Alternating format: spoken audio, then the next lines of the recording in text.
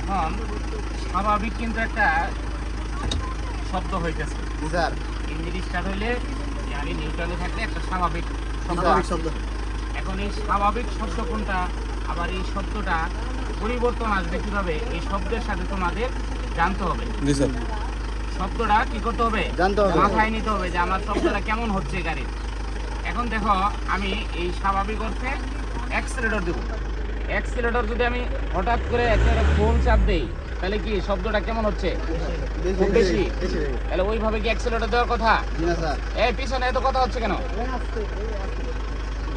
তাহলে আমার দিতে হবে, দেখো শব্দটা শুনবা, অ্যাক্সিলারেটর দিবা আস্তে আস্তে, শব্দ কি আস্তে আস্তে পরিবর্তন হচ্ছে, এইভাবে আস্তে আস্তে দিতে থাকবা। আমার যতই প্রয়োজন হোক না কেন তাহলে আমি ওই আস্তেই দিতে থাকবো, আস্তে আস্তে কি করতেছি, বাড়াইতেছি, তাহলে এটা যেন একবারে চাপ না হয়। ঠিক আছে?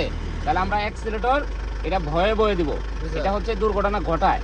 এই কারণে আমরা এখন যদি 1 নাম্বার দিই, 2 নাম্বার দিই, যেখানেই গাড়ি চালাই, তাহলে আমরা গাড়ি আগে রান করবে, আগে ক্লাস সার্ভো আসতে গাড়ি একটু রান করবে, তারপরে আমি আস্তে করে অ্যাক্সিলারেটর দেখো এইভাবে আস্তে আস্তে পাটাকে একদম নরম করে আস্তে আস্তে চাপ দিতে থাকবা নিচের দিকে।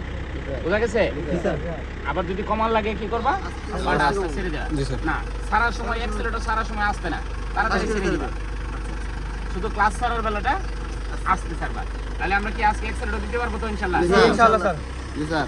আস্তে এই শব্দটা মাথায় নিবা, আমার শব্দটা কিরকম বাজতেছে। ঠিক আছে? জি স্যার।